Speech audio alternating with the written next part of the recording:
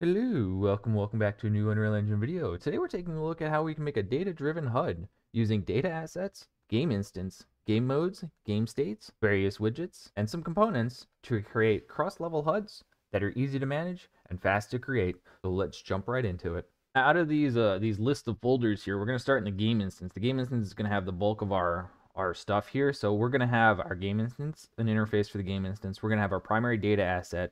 Here we're going to have an experience, which is going to control the maps and the HUDs, and then we'll have our HUD template. So let me just go through what the basics here are. So we have the experience, the structure here. This is going to hold a map name and a HUD template.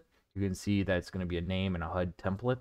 So let's take a look at the HUD template. The HUD template here is just going to be a border, canvas panel, and a bunch of these name slots here that you can get right here. So yeah, so reticle, north, south, east, west type things. And they're all anchored to, various positions on the screen. The graph here, the graph is going to be a little weird because this is also an abstract class. But basically it's going to have this one function, make HUD, and here's what it's going to do. It's going to have this, and this make HUD not going to have anything. The children are going to override this, so that's how we're going to have it. But yeah, so this is just going to wait until the player character is loaded in and then just run that make HUD, and that's what this HUD template is going to do.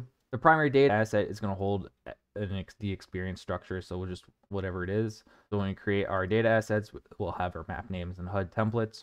Now, the game instance here, the game instance is the one that probably is the one that holds all of our experiences here. So we have we have a function here that says get experience for a level. So this will go through each of these arrays of experiences, which are the primary data assets here. For each one of those, it'll set a local one here and it'll just break it, and then it'll just check to see if the level name is equal. If they're equal, we'll set it to found and we will break out of this for loop, and then we'll just return whatever we get.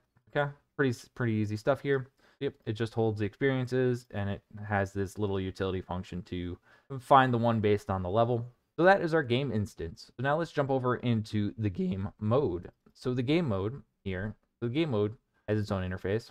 The game mode is the one that's actually going to load up our HUD. So you can actually see on the side here what we have here. So we have the game state, we have the player controller, first person character, player state, stuff like that. Yeah, so what this game mode has is it has one function that's overridden. So this game modes have this function, event initialize HUD for player. And if you override this function, I mean, you can see what I'm doing here. You can do a delay, but loading screen is better.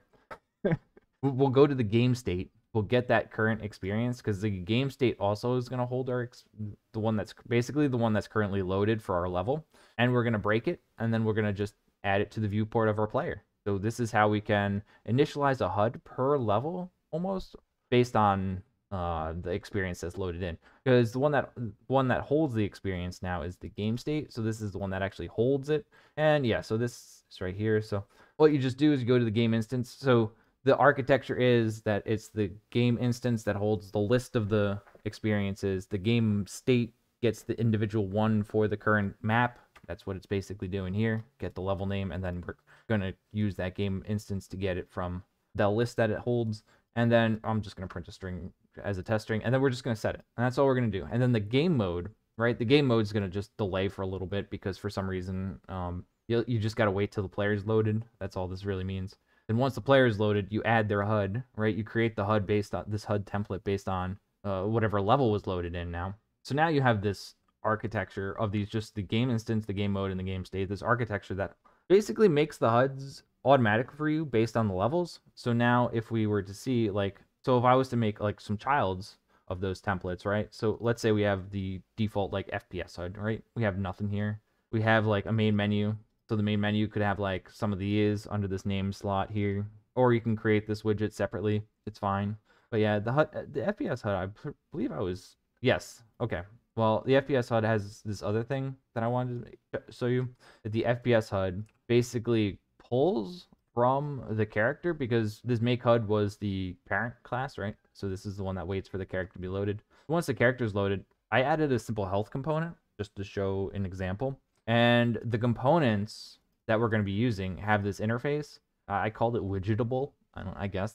But basically, it returns a user widget of whatever you want to display. So we'll add that as a child, and then we can do all of our input keys and input modes here, and things like that. So yeah, so we load up a HUD, and now those widgets can now be used in data assets here. So we have like the default experience and the main menu one. So if we take a look at the main menu one, we can take a look, see it maps to the main menu map, and then the HUD template is this main menu template. If we go to the default one, we can see that it's going to be the first person map. It's going to be the FPS HUD.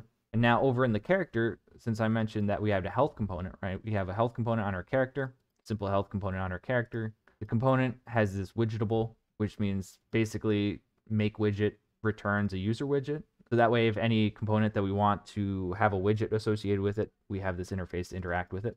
But yeah, so if you were to make something like a small health component, right, with the health widget just being like a small progress bar here, you create a simple binding, and then this is all you do. You add a health component that you can set on spawn. And so on this binding, you can just simply get the health and then get the percentage and divide by 100 and whatnot to get the health, right? And then the health component itself here, it has that make widget from the widgetable. You can just make a widget from whatever widget class you have configured here, and you can just simply return it. So now whenever you decide to do HUD templating and things like that, and this is the health, this is what the health is doing here. It's just on begin play. We're just going to set up a binding for any damage, clamp the health. We'll subtract the damage, clamp the health between 0 and 100, set it, and if it equals 0, we'll destroy ourselves. That's pretty much it. The character here, just to show as an example. So the character here has just a 1 key press to apply damage to ourselves, and this will apply 10 damage to ourselves. So now, if we were to load up the map, let's say we wanted to load up main menu. We'll load up the main menu, and if I hit play, we can see that we have our widgets here. If I go to the next map, we can see that I have a health bar. If I press 1, we can see that my health drains and I eventually lose control. Now, there's also one thing I need to make a mention of is that in the game instance, you do need to preload the array with these experiences, because if you don't, they don't get loaded on your final production build. And if you're using the, I believe it's gameplay plugins, they have a way to do this, that you can use asset registry and things like that, and basically override this init function to load those assets in, and basically you can just append these experiences, is kind of what I was getting at. But yeah, the nice thing about this way is too, is if you were to build out like this, the structure, you can include like custom characters and things like that for custom levels, because in the game mode as well, if you've maybe never taken a look, there is a bunch of other functions here that you can use. So things like spawn default pawn at transform, spawn default pawn 4. And there's one for like class, I believe, here. So yeah, if you were to, let's say, build out this experience and you included like something like pawn data, then you can load up a specific pawn using those override functions, and you can really customize how each level functions without multiple game modes. Now, I do make a mention that if you want to make sure to include this into your maps and modes as the default first person here and the game instance down here, and you're good to go. So I hope you found that helpful.